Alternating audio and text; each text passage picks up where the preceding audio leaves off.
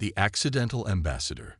The repair drone's warning light blinked an angry red as Captain Zora Patel dangled upside down in the maintenance shaft of Outpost Station 7. Her magnetized boots kept her secured to the metal surface, while she examined the failing power coupling that threatened to plunge the entire diplomatic section into darkness. "Come on, you temperamental piece of junk," she muttered, adjusting her diagnostic tool. The holographic readout showed cascading failures throughout the system. Above her, the station's AI chimed in with its usual unhelpful precision.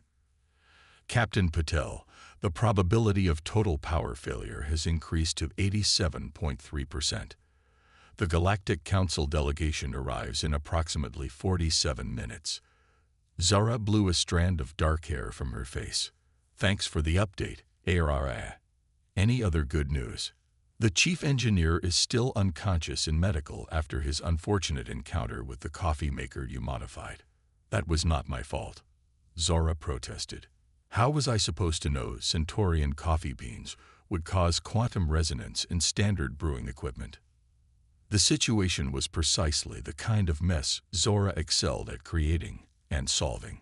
6 months ago, she'd been a freelance repair tech in the outer colonies, famous for fixing impossible problems with whatever she had on hand. Now she was technically the station's head of maintenance, though most days felt more like organized chaos management. The power coupling sparked, and Zora's diagnostic tool displayed readings that should have been physically impossible. But she'd learned long ago that impossible was often just another word for hasn't met a human yet. She reached into her tool belt and pulled out what looked like a child's toy, a kaleidoscope she'd modified with parts from a quantum scanner. It was exactly the kind of jury-rigged solution that made alien engineers lose their minds, but Zara had yet to find a problem she couldn't solve with enough creativity and duct tape. ARIA. Route auxiliary power through the tertiary backup systems. And maybe don't mention this in the official logs. Logging irregularities is against my primary protocols. ARIA responded. However, I seem to be experiencing a temporary memory buffer error regarding the next 15 minutes. Zara grinned. Even the station's AI had learned to adapt to human unpredictability. The next 40 minutes were a blur of improvised repairs, creative swearing, and physics-defying solutions. By the time the Galactic Council's ship requested docking clearance, Zora had not only fixed the power coupling, but had somehow improved its efficiency by 23%, though she wasn't entirely sure how, and she definitely couldn't replicate it if asked.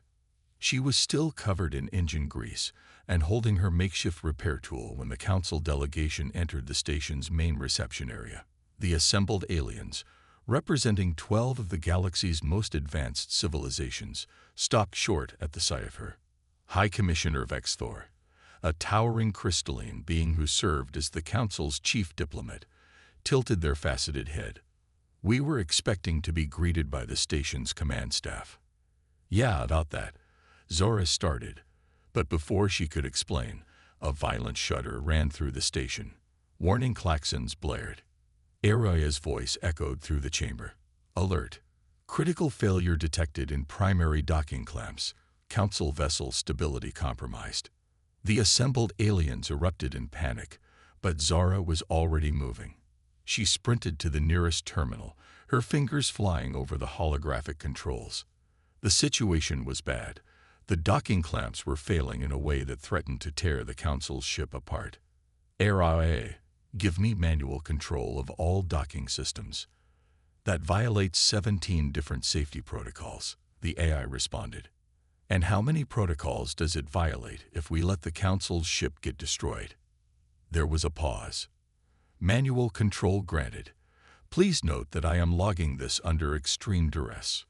What followed was 5 minutes of pure improvisation, as Zara essentially rewrote the laws of physics on the fly. She rerouted power in ways that made senior engineers across the galaxy wake up in a cold sweat. She used the station's waste recycling system as a makeshift stabilizer. And somehow, impossibly, it worked. When the crisis was over, the Council members stood in stunned silence. High Commissioner Vexthor's crystalline surface flickered with what might have been disbelief. "You saved our ship," they said slowly, "by using a waste management system as a gravitational anchor." Zara shrugged. "Well, when you put it that way, it sounds crazy." "It was crazy," another council member interjected. "It violated at least 37 fundamental engineering principles."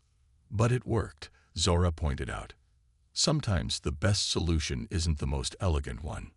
High Commissioner Vexthor studied her for a long moment. "We came here to evaluate humanity's readiness for expanded galactic privileges. We expected formal presentations, diplomatic negotiations." They paused. "Instead, we find a single human who casually rewrites our understanding of what's possible." "That's kind of our thing," Zara said with a small smile. "We're really good at impossible." The council members exchanged glances, their expressions ranging from fascination to horror. In that moment, though none of them realized it yet, everything changed. Humanity had unknowingly sent its perfect representative, someone who embodied their species' most remarkable and terrifying trait: the ability to take everything the universe thought it knew and turn it completely upside down. And this was only the beginning. Trial by fire. The Galactic Council's testing facility on Proxima Centauri II was a marvel of alien engineering, a massive complex designed to evaluate species' capabilities through carefully controlled experiments. Today, however, it faced its greatest challenge: trying to maintain carefully controlled anything in the presence of a human. Zara stood in the facility's main testing chamber, surrounded by walls of shifting metal and crystalline displays. High Commissioner Vexthor and a panel of alien scientists watched from behind quantum-reinforced glass, their expressions a mix of anticipation and dread. "Captain Patel," Vexthor's voice resonated through the chamber. "This facility has evaluated 17 different species over 12,000 cycles. None have ever completed all trials. Are you prepared to begin?" Zara adjusted her standard-issue testing suit, which already felt too restrictive. "Quick question. Are we being graded on style points?"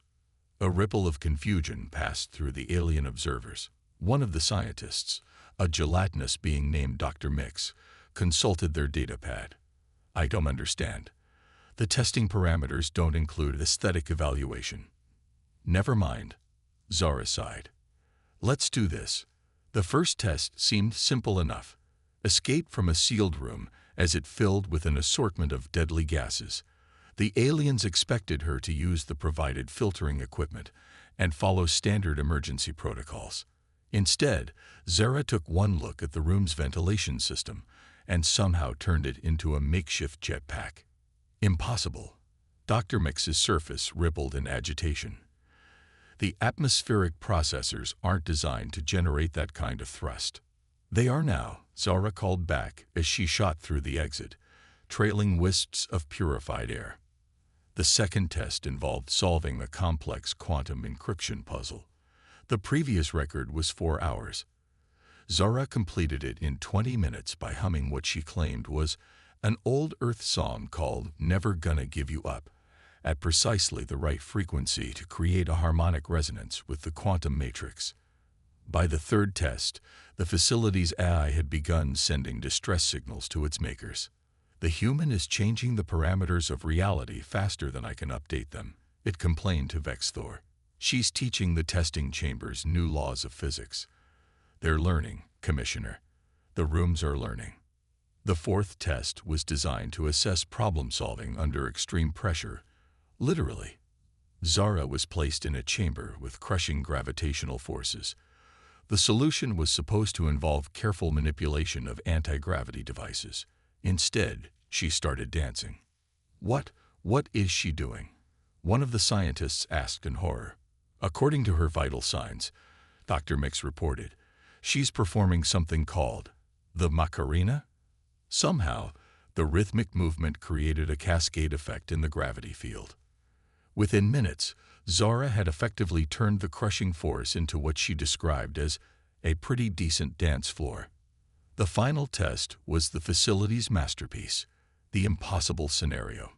It presented candidates with a no-win situation involving conflicting physical laws and paradoxical conditions. No being had ever solved it, because it was designed to be unsolvable. Zara took one look at it and started laughing. "Is something amusing about this ultimate challenge?" Vexthor asked, their crystalline form vibrating with concern. "Sorry, it's just..." Zara wiped tears from her eyes. "This reminds me of this one time I had to fix a quantum toaster with nothing but a paperclip and a rubber band. Actually, that was probably harder." What happened next would be debated in scientific circles for decades.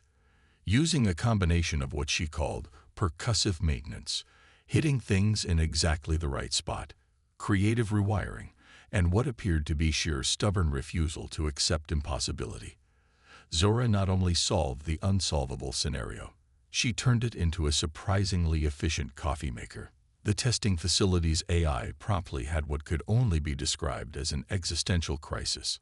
In the observation room, the panel of scientists sat in stunned silence. Data pads displayed readings that shouldn't exist.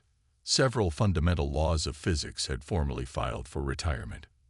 "Well," Zora said, stepping out of the final chamber while sipping from a cup of impossibility-defying coffee, "that was fun. Do we get t-shirts or something?" High Commissioner Vexthor's crystalline surface had developed a distinct crack from stress. "Captain Patel, do you understand what you've done? You haven't just passed these tests. You've fundamentally altered how they function. Future candidates will have to be evaluated on an entirely new scale because you've changed the nature of possibility itself." Zara considered this while taking another sip of her coffee. "Is that bad?" "Bad? Bad." Dr. Mix's gelatinous form was practically vibrating. "It's unprecedented. It's chaotic. It's human," Vexthor finished quietly. "It's distinctly human." They turned to face the rest of the council observers. "I believe we need to reconsider everything we thought we knew about humanity's potential. They aren't just adapting to the universe. They're making the universe adapt to them." "Oh hey," Zora interrupted, peering into her coffee cup. "I think I accidentally solved faster than light travel while making this. Want me to write it down? Though fair warning, part of the formula is an interpretive dance." The ripple effect. News travels fast in a galaxy connected by quantum communications, but rumors travel faster. Within days of Zara's performance at the testing facility, stories began spreading across civilized space.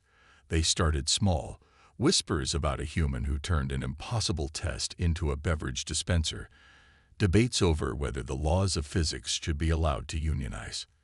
But then other humans started showing up. On the commerce world of Nexus Prime, a human merchant named Raj Kumar revolutionized interstellar trading by introducing what he called garage sale economics to a species that had previously based all transactions on complex algorithmic predictions. Sometimes, he explained to a bewildered board of trade directors, "People just want to buy weird stuff because it's weird." His proof? He'd successfully sold a cargo hold full of Earth lawn flamingos to a race of beings that didn't have lawns, or for that matter, necks. In the prestigious Galactic Science Academy, Dr. Isabella Santos caused multiple academic meltdowns by solving grand unified theory equations through interpretive origami. When asked to explain her methodology, she simply shrugged and said, "The universe looked kind of foldy today." The mechanical collective, a species of hyperlogical synthetic beings, had to take a collective mental health day after witnessing human engineer James O'Neill repair their quantum core using what he described as vibes and a lucky sock. Even the notorious pirates of the Crimson Nebula weren't immune.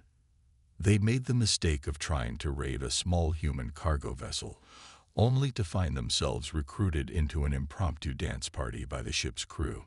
By the time they remembered they were supposed to be pirating, 3 of their ships had been converted into mobile discos.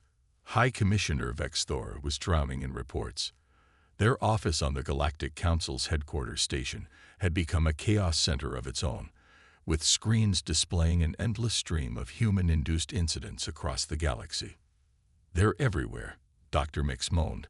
their gelatinous form having developed a permanent nervous quiver. And they're all like her. Every single one of them just does things. Vexthor studied a report about a human child who had apparently taught a superintelligent AI how to play peekaboo and accidentally gave it an understanding of quantum superposition that even its creators hadn't grasped. Not exactly like Captain Patel, they corrected. Each seems to have their own unique approach to ignoring impossibility. A junior aide burst into the office, their bioluminescent patterns flashing in distress. "Commissioner, the humans have discovered the ancient archives on Centauri Beta." The room fell silent. The ancient archives, a repository of knowledge left behind by a long-vanished civilization, had stumped the galaxy's greatest minds for millennia. Its puzzles and paradoxes were considered unsolvable, its technology unreplicable. "How many casualties?" Vexthor asked grimly. "None, sir. They're having a picnic in there." "Oh, what?" "They said something about the archive's quantum barriers making excellent mood lighting for sandwiches. Also, one of them is using the Temple of Infinite Questions as a slide." Dr. Mex's form rippled in horror. The Temple of Infinite Questions. But its non-Euclidean geometry drives most beings insane. Apparently humans find it, quote, "kind of fun, like a space bouncy castle." Vexthor activated their comlink. "Get me Captain Patel. Now." When Zara's hologram appeared, she was hanging upside down in what appeared to be a gravity-defying hammock. "Commissioner, how's the physics crisis going?" "Captain, your species is spreading chaos across the galaxy at an alarming rate." "Thanks. We're trying our best." That wasn't a compliment. "The predictive models are in shambles. The probability calculators have gone on strike. 3 different species have formally requested to be put into suspended animation until humans learn to respect the laws of nature." Zara swung gently in her impossible hammock. "Have you considered that maybe the universe isn't as rigid as everyone thought? Maybe a little chaos is good for it, like probiotics for reality." Before Vexthor could respond, alarms began blaring throughout the station. The aide rushed back in, their bioluminescence now strobing in panic. "Commissioner, something's wrong with the dimensional barriers near the Omega sector. The readings, they're unlike anything we've seen before." Zara's expression turned serious for the first time. "That doesn't sound good." "No," Vexthor agreed, their crystalline form dimming with concern. "It doesn't. Perhaps we need your particular brand of chaos for this one." "Now you're talking." Zara grinned, already reaching for her toolkit. "Give me the coordinates, and maybe find me a rubber band and some paper clips, just in case." The breaking point. The Omega sector was beautiful in the way that only imminent catastrophes can be. Swirling clouds of quantum particles painted impossible colors across the void, while reality itself seemed to hiccup and stutter around the edges of a growing dimensional rift. Zara stood on the bridge of the Council's flagship, the Eternal Logic, surrounded by the most brilliant scientific minds in the galaxy. None of them looked happy. "The dimensional barrier is experiencing a cascading failure," Dr. Mix explained, their gelatinous form now stress-compressed into something resembling a worried pudding. "At current deterioration rates, it will collapse within 12 hours, taking several star systems with it. Can't we just—" Zora made a vague gesture with her hands. "Plug it." The assembled scientists stared at her in horror. High Commissioner Vexthor's crystalline surface flickered with barely contained anxiety. "Captain Patel, this is a fundamental tear in the fabric of reality. It cannot be plugged like one of your Earth plumbing systems." "Why not?" The silence that followed was profound enough to register on the ship's sensors. "Because," one of the scientists began, then stopped, looking confused. "I mean, reality is just stuff, right?" Zora continued, pulling out her modified kaleidoscope quantum scanner. "And stuff can be fixed, usually with other stuff." "This is not stuff," Dr. Mix protested. "This is a quantum-level catastrophe that defies the basic principles off." They stopped as Zara began rummaging through her tool bag, pulling out an assortment of objects that shouldn't logically fit inside it. "How did you get a rubber duck through security?" Vex Thor asked weakly.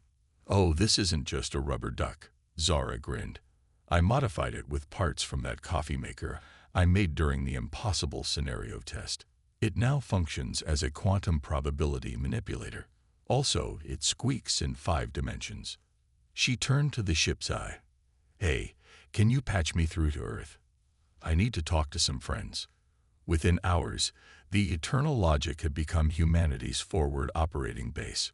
Raj Kumar had somehow turned the cargo bay into a trading hub for slightly used reality patches. Dr. Santos was teaching a group of quantum physicists how to fold space-time like origami. James O'Neill had convinced the ship's engines that the laws of thermodynamics were more like guidelines, really. "This is madness," one of the council members whispered, watching as humans scurried around the ship, applying solutions that shouldn't work to problems that shouldn't exist. "Yes," Vex Thor agreed. "But look at the readings." The dimensional rift was changing. Every impossible human solution seemed to alter it slightly, not so much fixing it as convincing it to fix itself. The tear began to look less like a catastrophe and more like a puzzle missing a few pieces. "It's responding to them," Dr. Mix realized. "They're chaos. It's not really chaos at all, is it? It's just a different kind of order, one that we couldn't see before." Zara stood at the heart of the operation, coordinating what looked less like a scientific mission and more like an impromptu reality renovation project. "Okay, Raj, we need more quantum duct tape over here. Isabella, how's that space-time origami coming along? James, is the lucky sock charged up yet?" "You can't charge a sock," Dr. Mex protested automatically. "Actually," James called back, "turns out you can. Just had to explain to it really nicely why it should hold an electromagnetic field." As the final hours ticked down, something remarkable happened. The humans' seemingly random solutions began to synchronize. The rubber duck's 5-dimensional squeaking harmonized with the folded spacetime.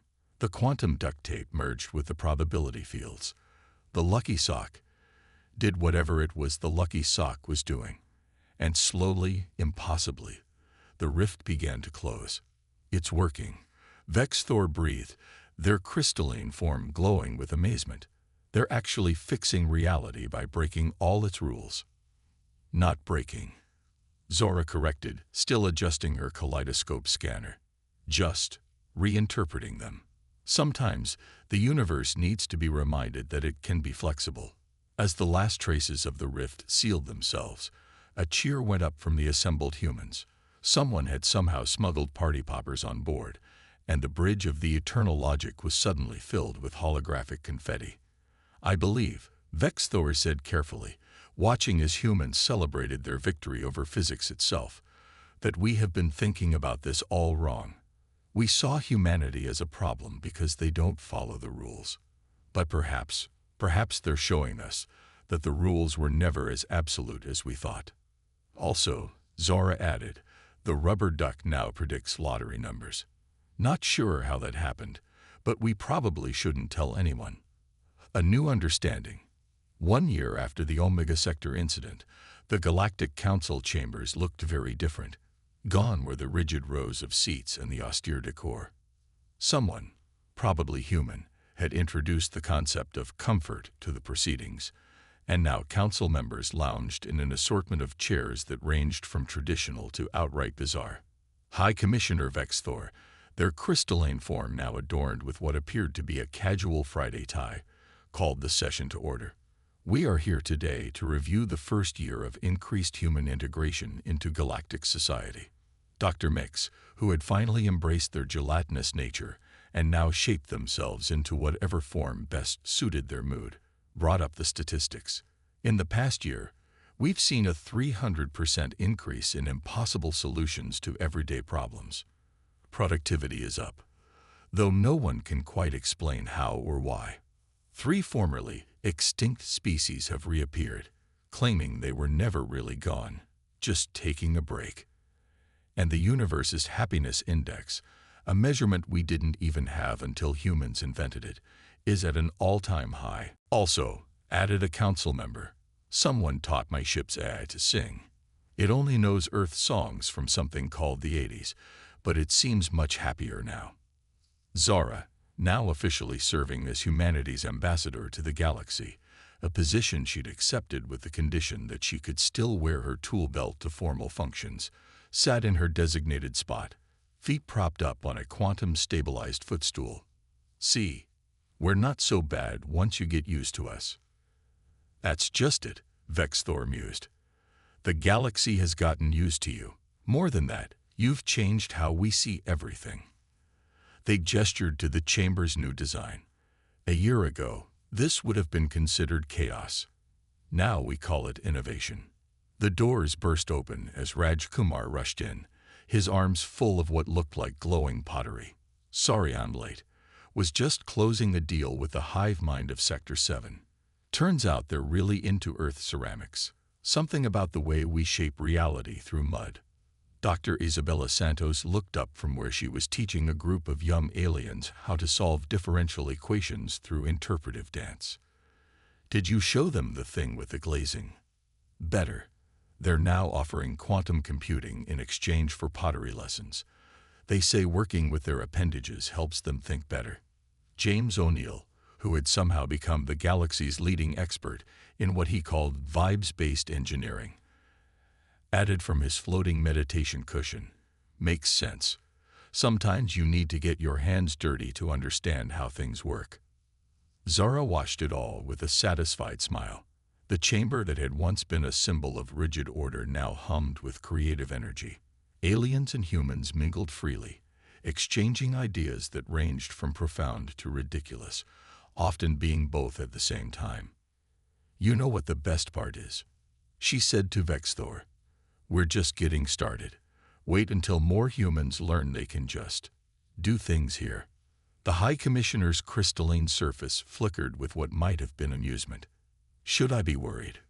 Probably, but in a good way. A junior aide rushed in, their bioluminescent patterns flashing excitedly. Commissioner, we're receiving reports that a group of humans has discovered the infinite library of Alexandria Beta. Oh no, Dr. Mix rippled anxiously. The library that drives scholars mad with its endless, paradoxical knowledge. They've turned it into a book club, with snacks. They're calling it Paradox and Paperbacks. A Tuesday thing. Laughter filled the chamber, genuine, joyful laughter from species that had once prided themselves on their stoic adherence to logic and order. The universe, it seemed, had developed a sense of humor. You know, Vexthor said thoughtfully, when we first encountered humans, we thought you were the galaxy's greatest challenge. We were right, but not in the way we expected. You didn't challenge our rules. You challenged our assumptions about what rules even are. Zara pulled out her kaleidoscope scanner, which now also functioned as a tea maker and occasional fortune teller. That's the thing about humans. We don't see challenges. We see possibilities. And sometimes, the best possibility is the one that makes absolutely no sense until it works. As if to emphasize her point, somewhere in the distance, a rubber duck squeaked in 5 dimensions, and the universe, ever so slightly, squeaked back. The end.